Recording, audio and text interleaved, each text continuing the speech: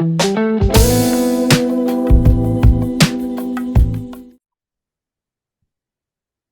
bing, bada boom. You know what it is.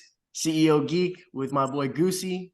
Geeks Chat Gauntlet with the kid, Anthony Cassar, 2019 national champion from Penn State. Let's go. Just made his pro debut in Orlando. What a big one, bro. How we doing? How we feeling? My Chilling, boy. bro. Feeling good. Happy to be on. So appreciate you, boys. Let's go. Oh yeah, thanks for coming on, bro. This is a big deal. Of course. Yeah, bro. Let's get It's this the channel honor. going. An honor for the Geeks to have another, big Penn State legend on the channel here. I mean, obviously, for people that don't know, I already said you're the national champion, following the footsteps of one person that everyone knows is Bo Nickal. I mean, he just came through, did the 2 fights. You're kind of like the next generation, not the next generation, but the big brother per se. I mean, the bigger weight class coming up, making your wave. So Icon FC, you come out, you get this opponent. I think that you had opponent fall out or something like really close to the fight date, but you find an opponent. Yeah, a few. So you get in the octagon. What was it like, bro? You finally made this pro debut. You got that first round finish. What was it all like? Did it all pan out exactly how you thought it was, or was it different?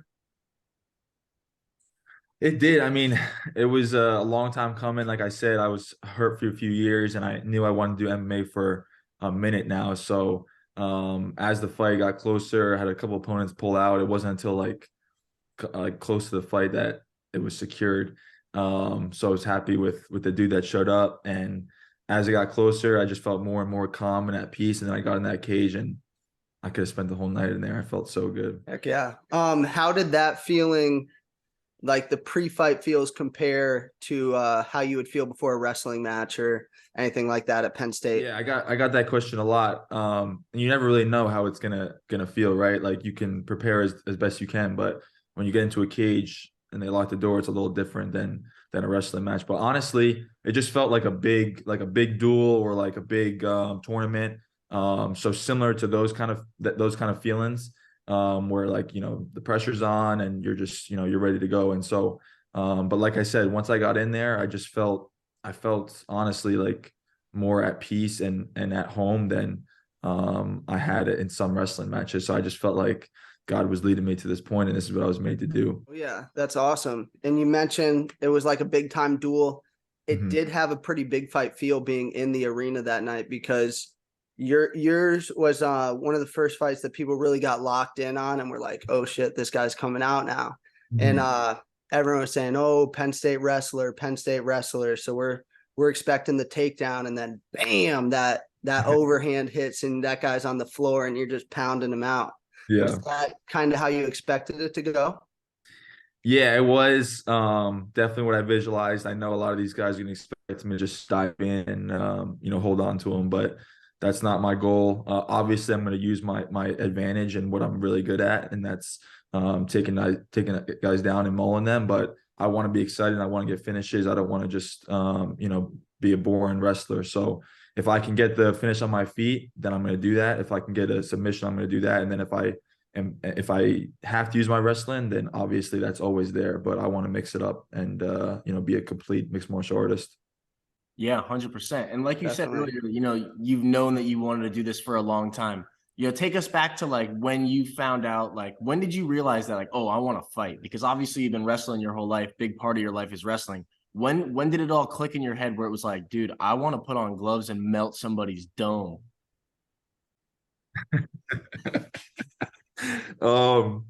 So I was always a MMA fan. I remember watching like Fedor and Vitor Belfort, guys, like when I was young, and I loved watching it. But at that point, it was still pretty crazy, barbaric, like just bloody wars of guys just beating the hell out of each other. And that was fun to watch, but I didn't like really see myself doing it until I got to high school and I saw some of the wrestlers and like the competitors and the athletes start to like take over and dominate.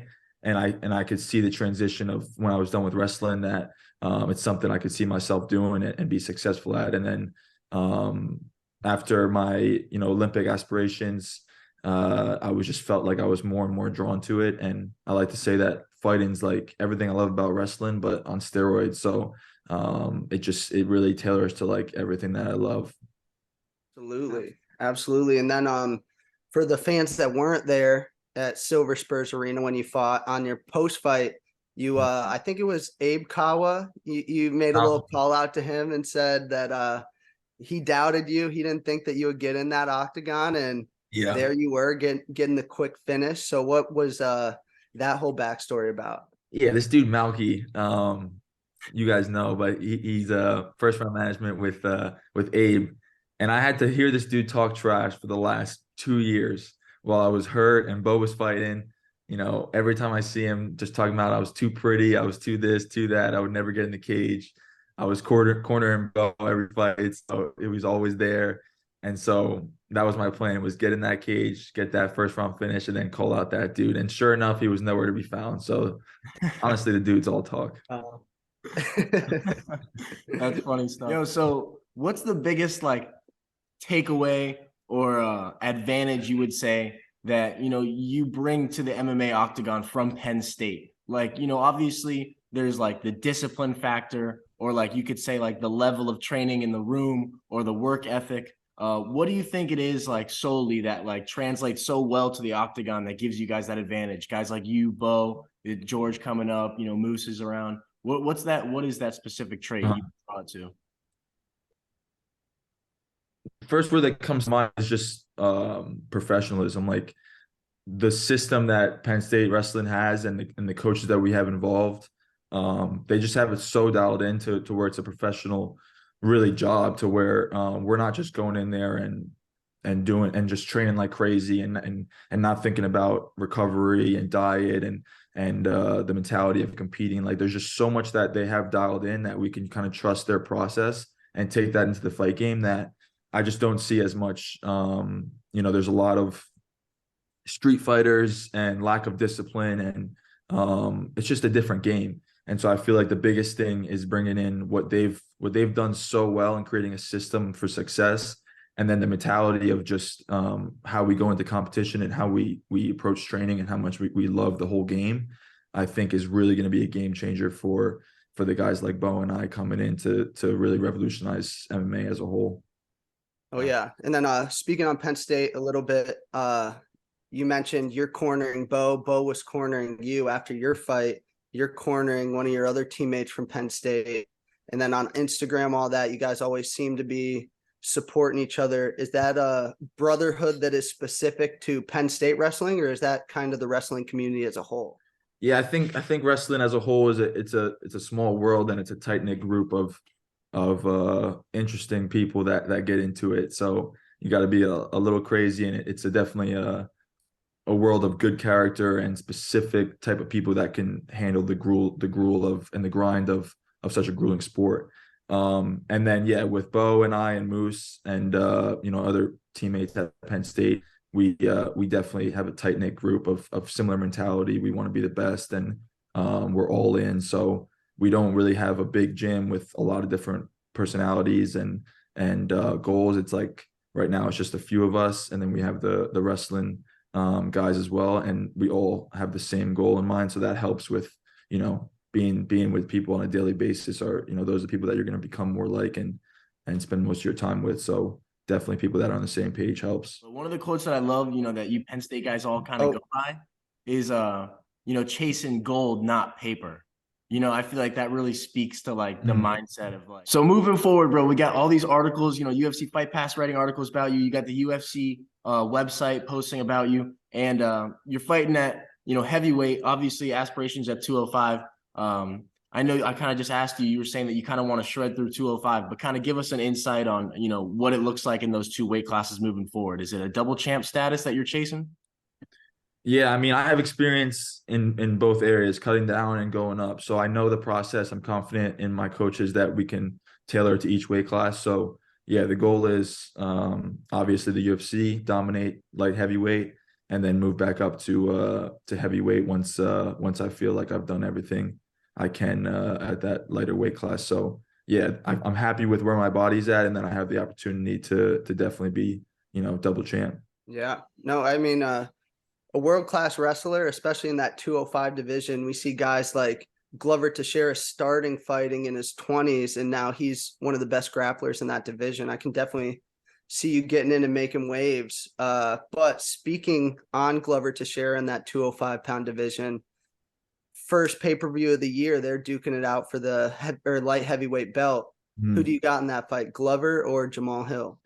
That's an interesting one. Jamal Hill's got an interesting, cool story. Not too many fights. I think he was signed to the UFC with like at 6-0, and then I've heard he doesn't like really train much, and he just has a lot of natural talent. So it seems like he's committed to the game fully now, and so I'm excited to see him perform. Glover is just a vet in the game. You can never count him out. Super well rounded, and if you hang with him for a couple rounds, I think it's tough to to take him out. I mean, he's just like that guy that knows how to carry through all 5 rounds. So yeah, I'm interested to watch it. I think that weight class has been kind of up and down since Jones left. So I'm interested to watch it, and then in a couple of years here, really get a dominant champion once again. Let's go. 100%. And bro, I gotta ask you, obviously you're 1-0, just started, got your pro debut under your belt. What's the record that you think that is gonna be what it takes to get to that UFC level? Do you think that you would be down to go on the Contender Series coming up next year and just take like the short route? Maybe they want to put you on there twice like they did Bo. Or do you think that maybe you're ready for like you hang on the regional scene, gets like 3-4-0, and then you just jump right in? What's kind of your take? Do you like the Contender Series idea? Do you want the short route? Do you want to be on the regional scene for a long time? Give us a little bit of scoop on that. Yeah, it's been a big advantage for me to watch Bo this last year. We both didn't expect it to go as fast for him.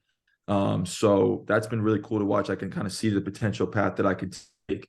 So if it's Contender Series this summer, or like you said, just racking up fights on the regional scene, getting more experience, I'm down for whatever. I know where I'm going to end up. I know my goals and my aspirations. So really, I'm just going to take it one fight at a time, and I'll be ready for each competition, and I'll be drastically improving each camp. And like I said, I know where I'm going. So whatever path that takes along the way, I'm cool with it. Yeah, definitely. And then you mentioned Contender Series. Typically that runs August through about late October, November. So if we're going to get there 1-0 right now, what's the next step to build towards that goal? Yeah, so the plan is to fight again in March, early March, maybe late February, around that time.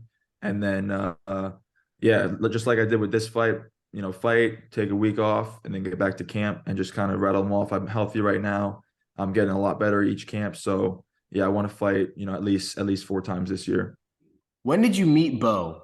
You guys were freshmen in college is when you guys met, and you guys just became like brothers. So now he's just like a part of the Cassar family now. Yeah, pretty much. Yeah, we were matched up our true freshman year. We were freshman year roommates. So yeah, we've been together from the jump, and our mentalities just clicked right away. And we've been living together like ever since, until he got married and he ditched me. But yeah, he's my brother, and we've been in the college wrestling road, for that whole 5 years, and then now we're both getting into the MMA game, training every day. So yeah, it's been awesome with him. What's up with the toothpick? Yeah. I mean, I know you're always having toothpicks in. Let's let the public know. I mean, every Instagram post, the guy's got a toothpick. You see him in person, it's real. Like, he honestly always has a toothpick. And I mean, I think he got a toothpick dispenser for Christmas or something, bro. Where did this start? I don't know, bro. I just put it in one day, and I just could never take it out. It was just like became part of me. And the people, like, I didn't realize that like wrestling fans started catching on, and it started becoming like part of my trademark. And so I was cool with it. I'll rep it. I have a 24 karat gold one. I got a toothpick dispenser. I'll be coming out with like my own line after these next couple fights. So it's just one of the things that makes me different, I guess. Yeah, a few things make you different, bro. I mean, before the recording, he was telling me about how he eats bone marrow just like straight out of like, just starts chipping away with it, and he learned that from the Liver King. That's right. What do you get out of that from eating bone marrow? Yeah, so Liver King's under some heat right now. He deceived some of us that believe him. But I still took a lot of good things from him. I take a lot of good things from little things from different people and put it into my own system. And one of the things that I learned from him is the benefits of bone marrow and liver.